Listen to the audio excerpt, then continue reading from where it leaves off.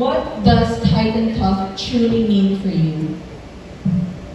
Titan Tough po kasi po sa amin yung journey namin na mag-start kami as an artist. Talagang hindi madala yung struggle sa amin, yung pinagdaanan namin. But still, nag-stay kami sa matibay na tao as an artist, And ganoon din po sa Xiaomi. Kahit siguro ibalipag ko dyan, hindi ko wasak. Titan Tough. Pero po sa hindi mga nakakalam, 7 years na po yung grupo namin. Tagal na po namin magkakasama, pero 10 taon na po kami magkakasama. And now, we have established our own company that's called One Zero Entertainment. So, katulad lang Xiaomi, Redmi Note 15, Titan Tough na lang SB19. Ilang taon na pagdaan. Well, narinig Nikita.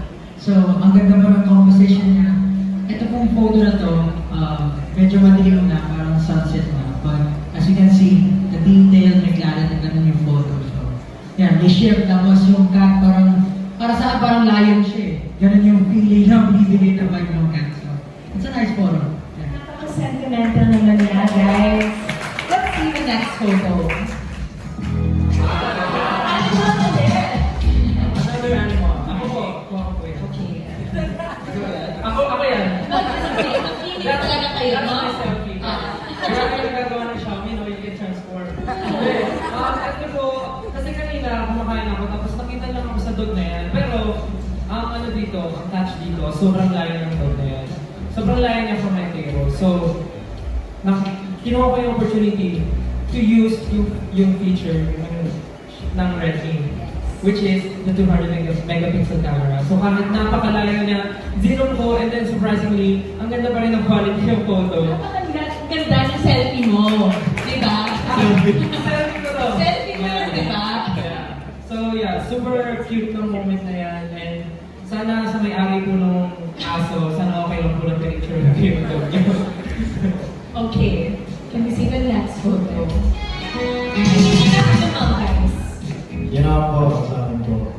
Although mahilig ako sa black, sobrang gusto ko po yung photo na to. And yung pagka-vibrant ng colors and yung brightness. And then what I love about this is like, gaya na sabi ni Steph, kahit i-zoom mo siya, kitang-kita mo pa rin yung pagiging crisp ng photo. So,